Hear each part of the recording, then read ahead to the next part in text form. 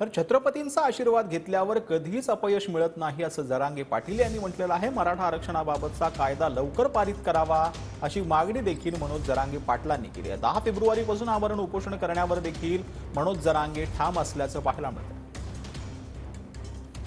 खरं तर रायगड तुम्ही पायी चढलात आणि उतरलात देखील पायीच।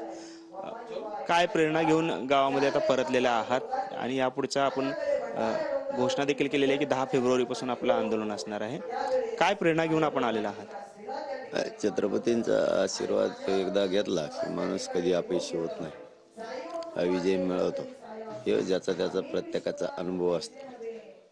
इथून पाठीमागे सगळ्या आंदोलनाला यश आलेलं आहे, म्हणून याही वेळेस असं वाटलंय की आपल्याला पाठीमागं आपल्या गोरगरिबांच्या लोकांना, मराठ्यांना ज्यांच्या नोंदी सापडल्या नाही त्यांसाठी कायदा बनला पाहिजे। तर सगळ्या सोयऱ्यांचा कायदा बनला, आता पारित एकदा कायदा झाला, बस मराठ्यांच्या आयुष्याचं कल्याण झालं।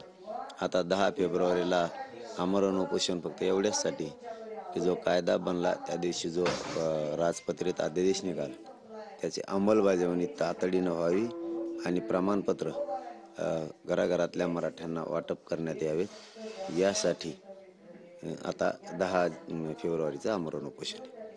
लांब राहिलेला आहात कुटुंबापासून, एकदाही घराची पायरी चढली, काय भावना आहेत? उद्या घरात जाताय, तुम्ही घरी जाताय? नाही, आणखीनही जाणारच नव्हतो मी, परंतु कायदा झाला